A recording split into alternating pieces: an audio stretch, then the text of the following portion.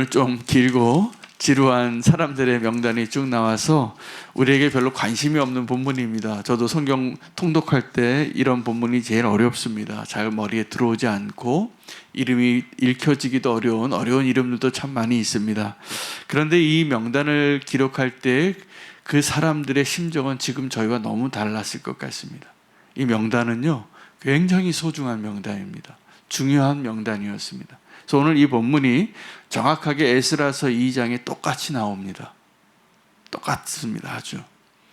이것이 이 명단이 어떤 구조로 작성이 되어지냐면 두 가지 기준을 가지고 작성되어졌는데, 하나는 종족대로 기록이 되었고 또 하나는 지역별로 기록이 되어졌는데, 이 명단에 오를 수 있는 사람의 자격이 있습니다. 어떤 자격이냐면 오늘 5절 6절을 보시면 돌아온 자의 계보를 뭐라고 설명하냐면, 옛적에 70년 전입니다.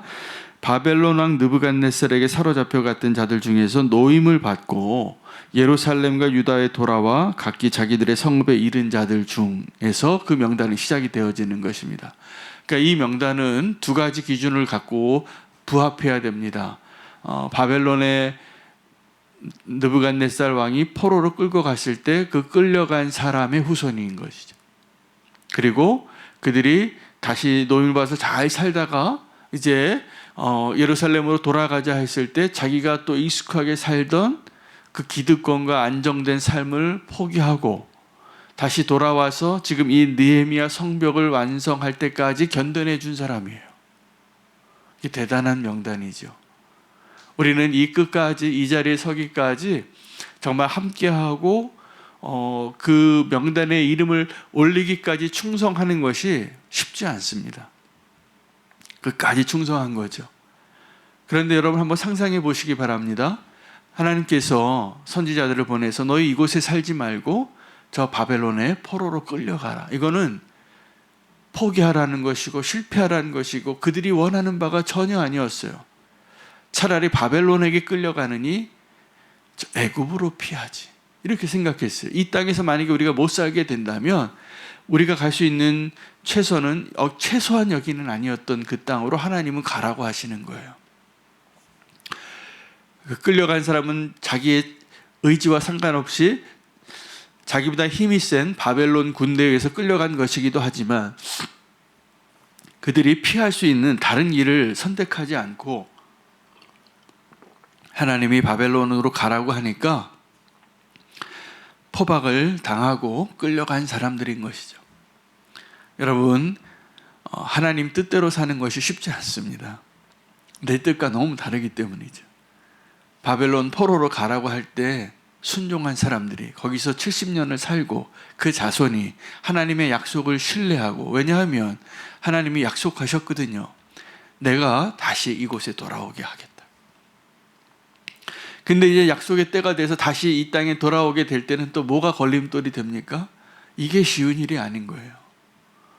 내가 바벨론에서 이제 그 나라의 언어도 배우고, 여러분 느헤미야서에 보면요, 이때 함께 느헤미야와 함께 했던 사람들이 이 히브리어를 몰라요. 나중에 에스라가 하나님 말씀을 선포하는데 그들이 이 아람어로만 사용했기 때문에 히브리어 말을 몰라서 그들 종족 가운데 레위 지파 사람들이 에스라가 하나님의 말씀을, 율법을 선포할 때 그것을 해석해 줘야 됐어요. 통역을 해 줘야 됐어요. 무슨 말일까요?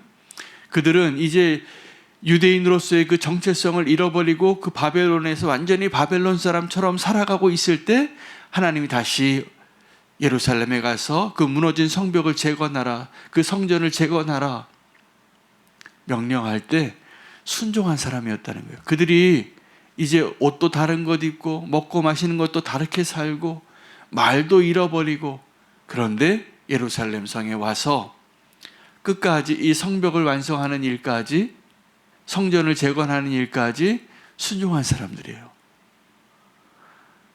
아주 우리는 읽기도 힘든 명단이지만 너무나 대단한 믿음의 공동체의 회복입니다. 여러분, 우리가 이 땅에서 주님이 원하시는 공동체를 세우는 것이 교회를 세우는 것입니다. 그러니까 교회를 세울 때 오늘 이 하나님의 인도하심과 또 우리의 순종과 충성됨으로 하나님이 원하시는 그 믿음의 공동체를 세워가시기를 축복합니다. 그게 쉽지 않아요. 정말 쉽지 않은 것 같아요. 그런데 하나님이 이끄시고 인도하시고 하나님이 약속하신 대로, 그리고 그 일을 불가능해 보이고 소망이 없던 그 일들을 이루시는 분이 하나님이시라는 것을 꼭 인정하시기를 바랍니다. 여러분, 교회를 세우는 건 누가 할까요? 성령님이 하시는 겁니다. 하나님이 인도하시는 겁니다. 여러분, 오늘 이 믿음의 공동체의 명단, 이 이름 굉장히 소중한 명단인데 이것을 이루신 분이 하나님이신 거예요. 우리가 그것을 깨닫게 될 때 우리가 정말 기뻐하게 되고 정말 감사하게 되고 정말 예배할 수 있게 되는 것입니다. 오늘 저는 우리는 교회가 세워져 가는 과정 가운데 있다고 저는 믿어요. 어제 설교 말씀을 듣고 한 성도님이 저에게, 목사님, 이러한 영상에 설교를 한 목사님이 있는데 한번 듣고 이 말씀이 성경적인지 한번 분별해 주세요 그러시는 거예요. 분량이 한 30분쯤 되는데 제가 어저께 늦게 돌아가서 30분 다 들었습니다. 다 듣고 참 은혜를 받았어요. 근데 그 내용의 주제는 용서에 대한 것이었어요. 근데 제가 어저께 수요 예배 때 전한 말씀 혹시 기억나십니까? 입다가 하나님의 전쟁을 할 때 다시 주님과 함께 그 소망으로 다시 그 회복과 부흥의 역사를 갈망하면서 하나님께 고백했던, 그 암몬 왕과 대화한 것이 아니라 하나님께 이야기했던 그 내용들 가운데 명분을 이야기하면서 복수하지 말라고, 용서하시라고, 그 말씀과 오늘 어저께 제가 그 메시지를 비교한 성도님이 부탁을 하신 거예요. 이거 분별 좀 해달라고. 여러분, 근데 우리 성도의 삶이 용서하는 일을 너무 성급하게 하려고 하다가, 하나님의 명령이니까 용서하는 일에 너무도 많이 실패해요. 아이들 어렸을 때 싸우면 선생님이, 철수하고 영희가 싸우면 같이 불러다가 너희 빨리 서로 이제 사과해, 다시 싸우지 마. 그러면 그거는요, 그 초등학교 1학년 때만 가능한 얘기예요. 근데 우리가 살아가면서 용서하지 못하고 치유되지 못한 상처를 안고 살아가는데, 우리가 하나님의 명령이죠, 용서하라고. 그 용서하는 그 일 가운데 너무 조급하게 그 일에 결론을 내리려고 하다 보니까 더 많은 상처를 입히고 사는 겁니다. 내 문제가 아직도 해결되지 않았는데. 근데 그 용서의 주제는 굉장히 중요한 주제예요. 우리가 주기도문에서 늘 고백하는 주제이고, 베드로가 예수님에게 찾아와서 내가 얼마나 용서하면 되냐고. 베드로는 자기가 그렇게 용서했는지는 모르겠지만 7번까지는 내가 용서할 수 있을 것 같다고. 그럼 되냐고 물어봤는데 예수님이 뭐라고 대답하셨죠? 77이 49, 490번을 70번을 7번이라도 용서하라. 이건 무슨 얘기냐면 무한대를 말하는 거예요. 우리는 그 용서를, 무한대를 완벽하게 용서할 수 있을까? 나는 용서받을 수 있을까?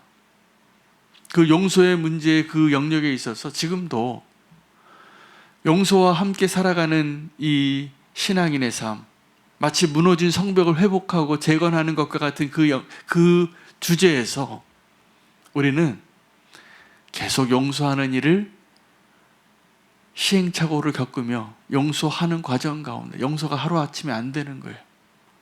근데 완벽한 용서는 오직 예수 그리스도의 십자가에서만 가능합니다.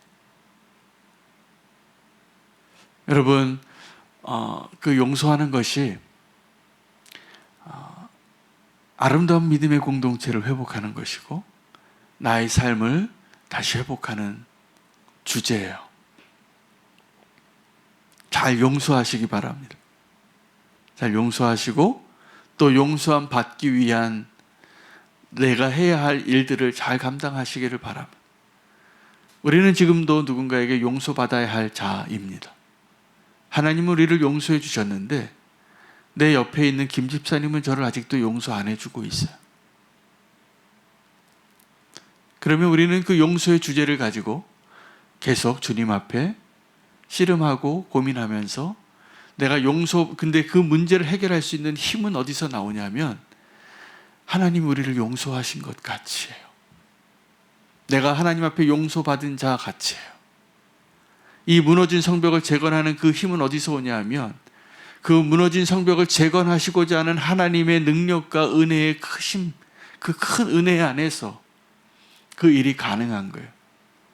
그 여정을 끝까지 걸어온 아름다운 사람들의 명단이 오늘 우리가 읽기도 어려운 그 사람들의 이름입니다. 이 명단은요, 종족 지파별로 한번 쭉 명단을 만들었고 또 지역별로 명단을 만들어서 마치 가로와 세로가 촘촘하게 채워진 것처럼 확증되어진 명단입니다.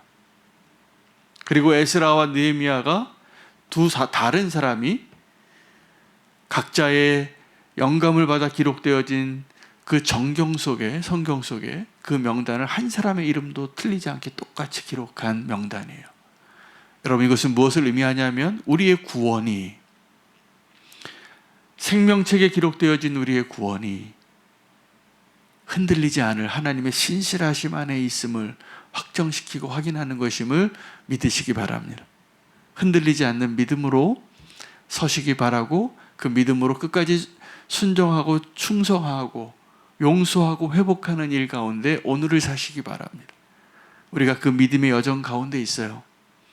내가 완벽하게 아주 깔끔하고 상쾌하게 느껴지는 어떤 감정이 아니라 하나님의 그 신실하심 안에 오늘 저와 여러분이 서 있다는 것을 믿으시고 믿음의 여정을 흔들림 없이 가시기를 축복합니다. 마지막 날 저와 여러분의 이름이 확인되어지고 확정되어진 그 생명책의 이름 안에 있음을 믿으십시오.